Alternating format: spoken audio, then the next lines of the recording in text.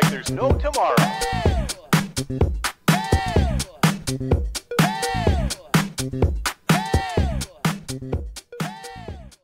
Moi, je me demande s'il n'y a pas une peur, quelque chose, je sais pas. Enfin bref. Qui a fait sauter le Wi-Fi? Non. Peut-être. Peut-être. Alors oui, exprimez cette peur. Qu'est-ce que ça serait pour vous? Une peur de me retrouver face à moi. Je sais pas comment expliquer ça, mais on se perd un peu dans les autres, quoi. Donc le fait de la peur de ce que je pourrais trouver, je sais pas. Parce que je me connais, enfin je sais pas. Ouais, il y a une forme de comme si je ne pouvais exister que à travers les autres et que ce serait compliqué de me trouver confrontée à moi-même, effectivement. Ouais, ça me parle bien, ça. De toute façon, c'est quand j'ai pris cet exemple d'une planète caillou où vous retrouviez seul sur ce caillou. Et c'est ça, en fait, cette situation qui est intéressante d'explorer, je pense. Ok. Et si et Annie, justement, je trouve que l'exercice, il est très intéressant. Justement, si vous projetiez comme ça, si vous vous imaginiez seul sur cette planète caillou, comment vous imagineriez votre joie en vous, puisqu'elle est là?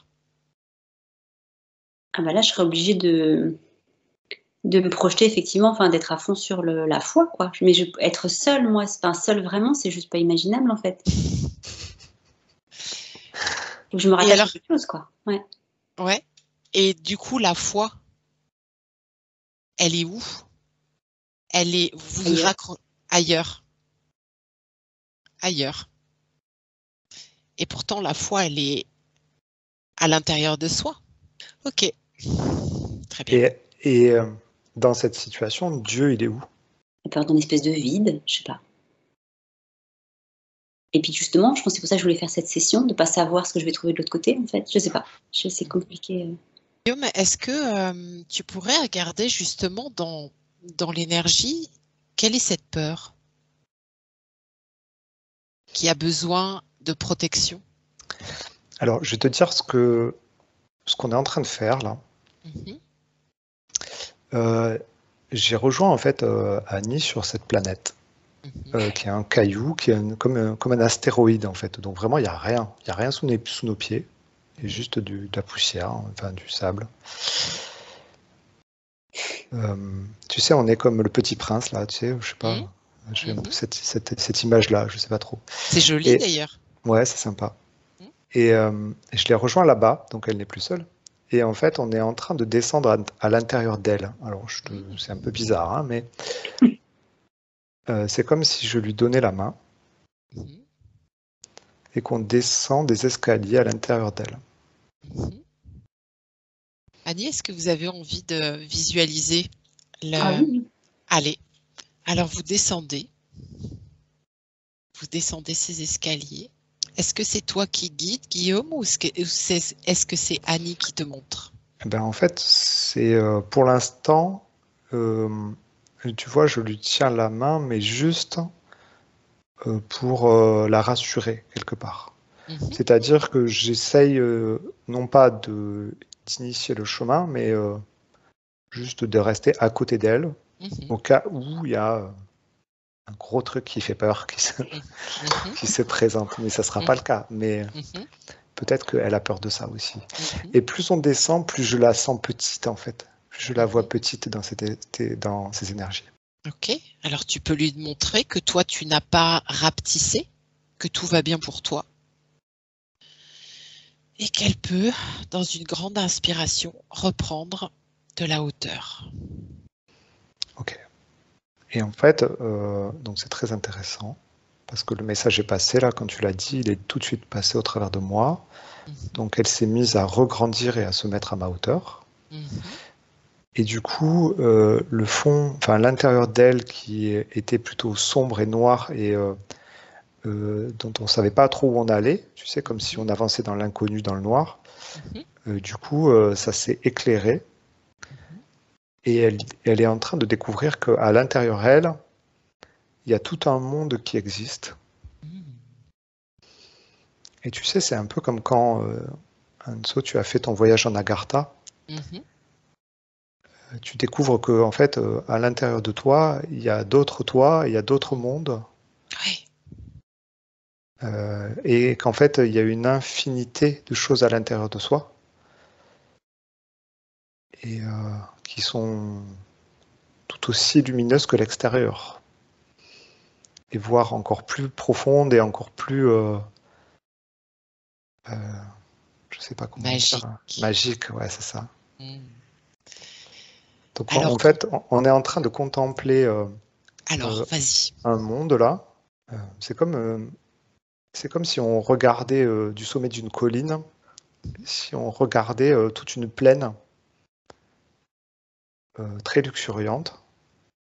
Alors ça, c'est peut-être ma vision aussi, tu vois, c'est peut-être ce que j'ai envie de voir à l'intérieur d'elle. Donc chacun, en fait, dans ce monde intérieur, chacun peut voir ce qu'il a envie de voir.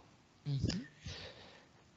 Euh, Tu sais ce que tu pourrais faire? Tu pourrais demander à Annie de te montrer, de faire apparaître le premier monde qui est en elle. ok, donc là, c'est complètement différent. C'est lié à la vie, à des enfants, à de l'eau. Mhm. Euh, c'est c'est beaucoup plus, comment dire, c'est beaucoup plus luxuriant que tu vois que mon image à moi. Mhm. On est plus proche, par contre là on est plus sur la colline, mais on est vraiment, on touche ça, on touche l'humain. Mhm. On est avec l'humain, on est avec la vie, on est avec des petits enfants Mhm. qui vont et qui viennent. Mhm.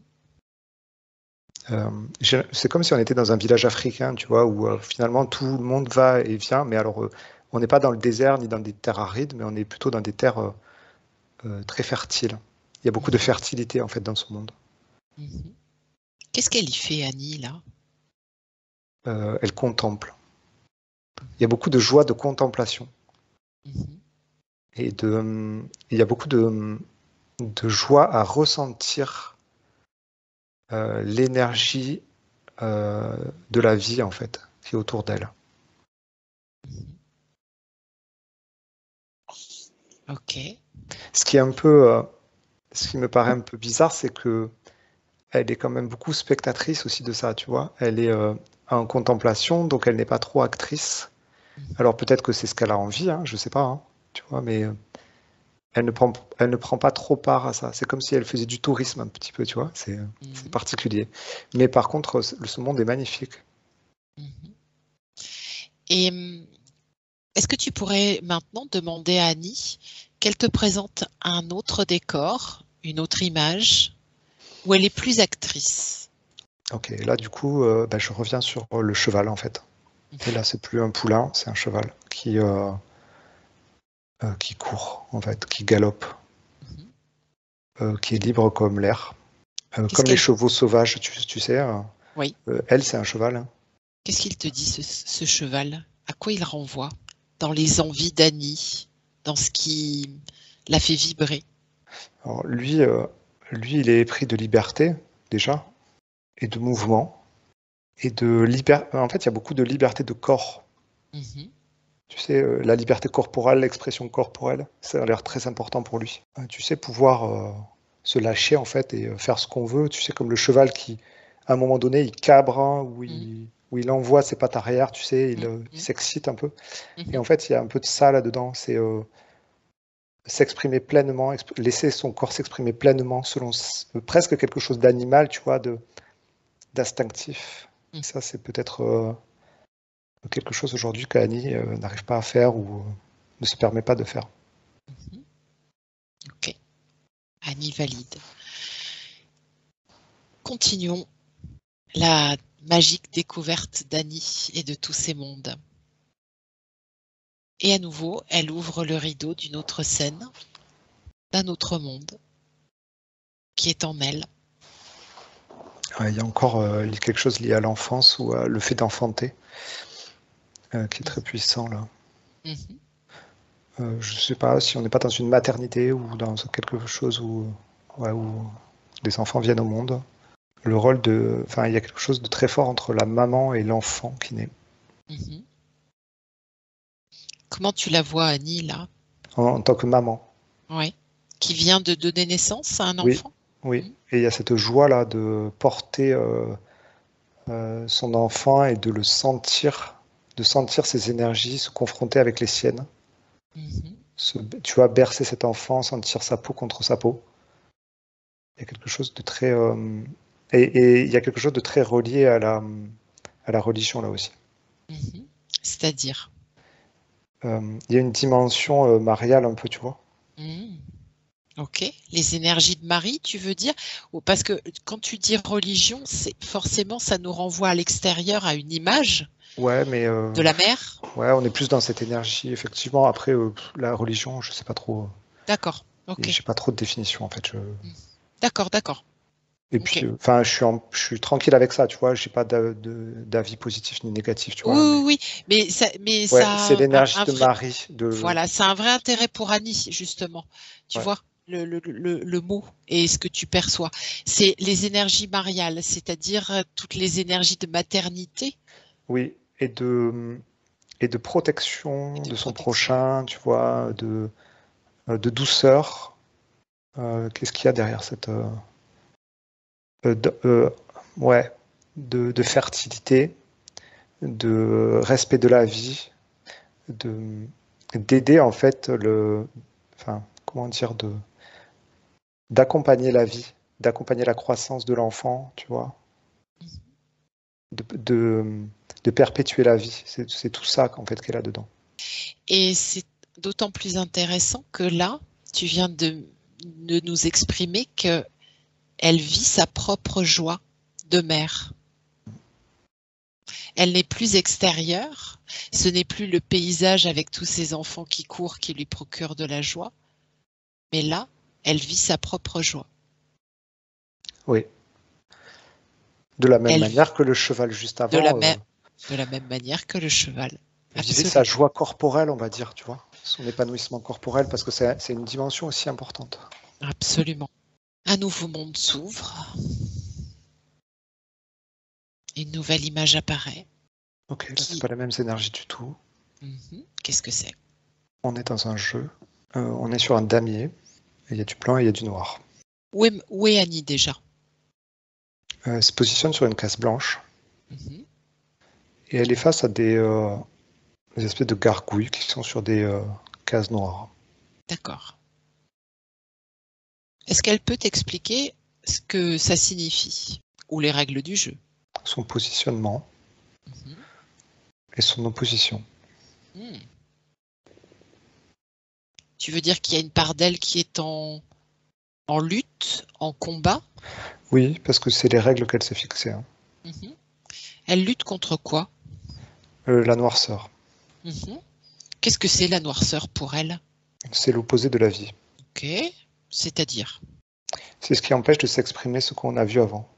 Ça peut être par exemple les règles, les cadres, ou c'est quelque chose de plus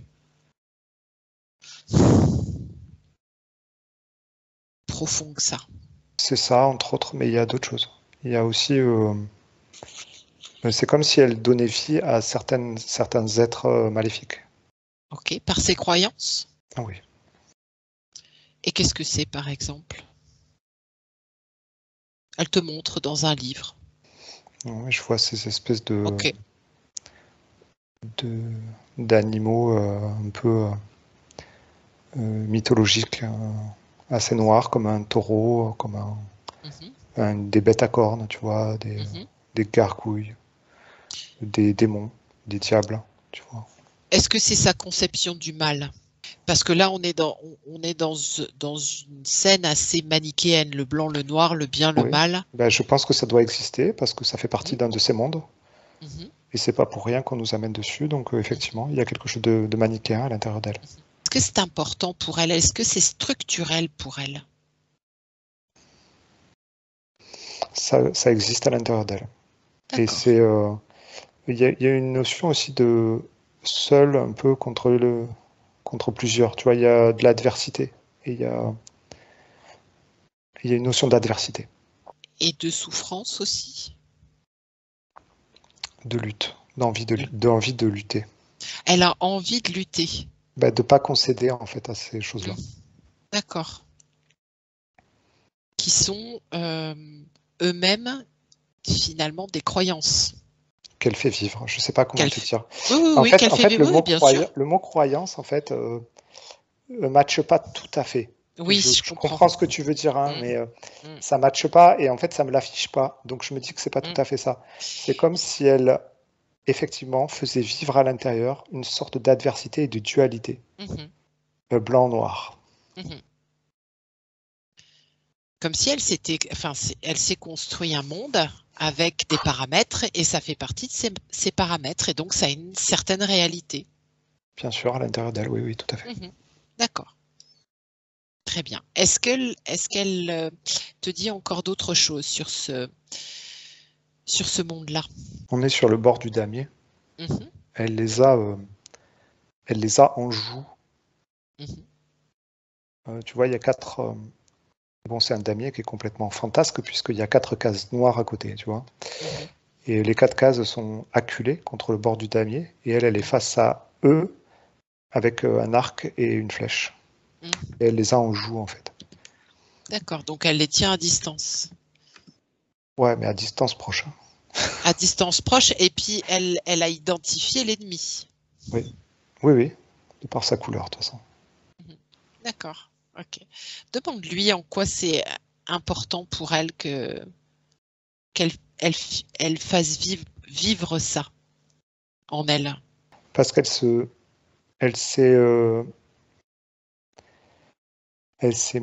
comment on dit, s'est mise une mission. Elle a investi une mission. Elle s'est investie d'une mission de protéger le vivant, en fait. D'accord.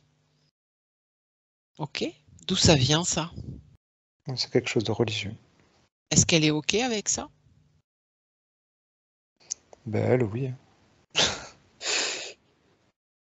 Non, mais maintenant que tu sais, les choses qui sont vues, qui sont dites, peut-être que dans l'énergie, ça résonne moins bien. C'est moins juste. Alors, attends, je comprends ta question et je vais me permettre d'aller la revoir sur le bord de l'escalier.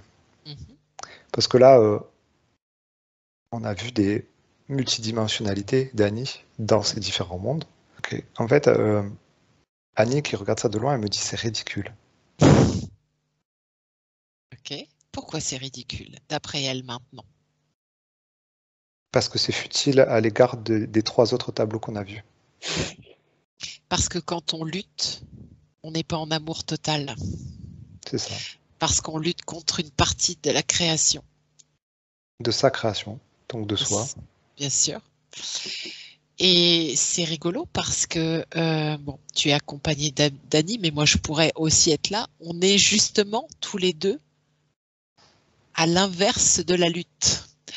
Donc, on peut, peut-être si nécessaire, lui montrer à quel point on peut être au service du vivant et qu'il n'a pas besoin d'être défendu, mais servi. Et ça matche bien, ça fait disparaître le plan là. Et qu'à partir du moment où on est au service du vivant, ben, les petits noirs et les petits gris et je ne sais trop qui, ben, ils se cassent parce qu'on les intéresse pas du tout. C'est peine perdue. Ce plan vient de disparaître là, comme tu as dit là. C'est comme si on avait plein de mondes, tu vois, qui s'étaient ouverts. Et celui-là vient de disparaître parce qu'elle avait choisi de ne plus le faire exister à l'intérieur d'elle. Très bien. Est-ce que tu peux demander à Annie d'ouvrir un autre monde important à conscientiser pour sa partie physique aujourd'hui? C'est intéressant aussi. Là, on est dans une chaîne de montagnes. Et elle est toute seule. On la voit de haut. Le chemin est long. Le sentier est long et le sentier est lumineux, un peu tortueux. De chaque côté, il y a le vide. Mais elle est en train de gravir cette montagne, enfin cette chaîne de montagnes là, je ne sais pas comment dire. C'est comme si elle était en train de parcourir un chemin de crête. Elle est toute seule. Ça doit être beau. Ouais, c'est sympa, mais ça fait un peu peur. Ça lui fait un peu peur? Ou elle est à l'aise? Elle est déterminée. Ok, pourquoi elle te montre ça? C'est comme si c'était un chemin de croix un peu. Un chemin de croix, ok. Qu'est-ce qu'elle y trouve sur ce chemin? Qu'est-ce qu'elle vient chercher? Elle est en train de se chercher en fait. C'est un cheminement intérieur. D'accord. Le chemin, il est tortueux, il est blanc, mais il est tortueux. Il est long. Il y a quelques cailloux par terre, mais qu'elle évite soigneusement. Elle est très consciencieuse dans ce qu'elle fait. Et ce qui est intéressant, c'est qu'elle apprécie chacun de ses pas qu'elle fait sur ce chemin. Demande-lui pourquoi. Est-ce que c'est son choix que le chemin soit tortueux et long? Elle me dit oui, comme tout ce qui est ici. D'accord. C'est vrai que c'est une question bête. Et pourquoi alors? Pourquoi l'avoir choisi long et tortueux? Il y a une sorte de, on va dire de croyance, mais c'est pas tout à fait ça. De croyance, même voire de satisfaction à ce que le chemin soit long et pas facile en fait. Eh oui, je mérite mon cadeau parce que j'en ai chié. C'est ça. Est-ce que tu peux lui montrer qu'un chemin tout droit et court produit exactement le même effet? Ouais, sauf que là, tout de suite, elle me dit, mais il y a un piège où elle est méfiante, en fait. Bah, tu lui expliques. Ok, du coup, le pas est moins affirmé. Tu sais, comme si, en fait, je lui montre, je suis allé sur ce chemin-là, je lui dis, regarde-moi, je marche d'un pas sûr et déterminé, mais elle, quand elle prend ma trace, en fait, elle a l'impression que le monde va s'écrouler sous ses pieds. Ok, pourquoi? De quoi a-t-elle peur? Elle a peur que le monde se dérobe, mais je ne sais pas pourquoi. Est-ce que c'était une histoire de reconnaissance des autres? Non, pas là. D'appartenance? D'exemple. C'est comme si elle suivait les pas. Quand elle est sur son chemin tortueux et difficile, tu vois, quand je parlais de chemin de croix, c'était pas pour rien en fait. Je pense qu'elle suivait les pas d'un gars là qui avait sa croix là, je sais plus comment il s'appelle. Ah, Jésus. Ah ouais, c'est ça. Et ouais, en fait, elle était là-dedans en fait, et elle est là-dedans. Et là, en fait, c'est plus confortable de suivre les pas de quelqu'un qui nous a déjà, enfin, qui nous montre la lumière que de créer sa propre voie vers la lumière, en fait. Est-ce qu'il serait possible que Jésus puisse l'informer, la réinformer de ce qui s'est passé pour lui? Waouh. Ok, il y a une lumière vraiment très, très très belle qui s'est posée entre les deux chemins. Je ne sais pas si c'est lui, mais en tout cas, il y a quelque chose de très, comme une étoile en fait hyper lumineuse qui est venue se mettre au-dessus des deux chemins. Alors tu vérifies quand même? Ouais, mais de toute façon, ça fait aucun doute. Là où on est, il n'y a pas de souci pour ça. D'accord. Il ne peut pas y avoir d'interférence, c'est pas possible. D'accord. Ok. Alors cette étoile. Ouais, alors bon, j'ai la représentation de Jésus, mais je ne sais pas si c'est ça, mais en tout cas, ce qui est... Non, mais ça dit une énergie. Très bien. Ok. Et en fait, ce qu'il y a, c'est que ça se prononce pas, en fait. L'énergie, elle montre les deux voies et elle laisse le choix. C'est bien. C'est Jésus. C'est bien lui. C'est parfait. Ok. Qu'est-ce qu'elle en dit, Annie? Elle réfléchit et elle prend à droite. Elle prend le chemin court. Comment est son pas? Plus assuré. Ok, il y a comme une validation en fait, et du coup, ça lui donne plus d'assurance. Elle est ok pour prendre le chemin court et droit et l'expérimenter. Qu'est-ce qu'elle en pense, l'énergie? Tu vas me dire rien.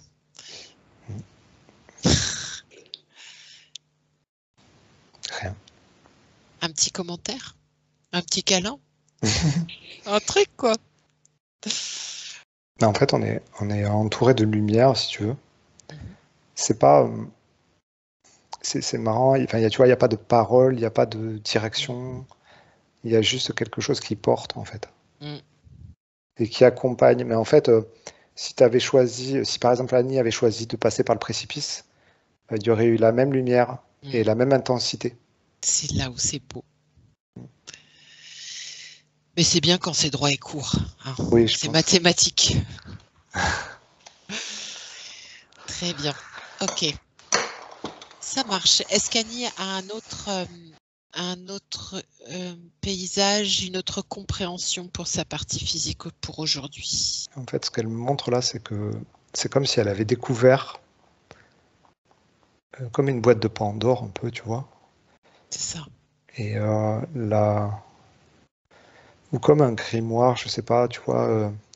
Il y a quelque chose où on comprend qu'en fait, on a le choix de faire exister à l'intérieur de soi tout ce qu'on a envie de voir et d'expérimenter, et que la lumière de Dieu ou de Jésus voilà, se trouve à l'intérieur de soi, et on peut faire appel à elle à n'importe quel moment.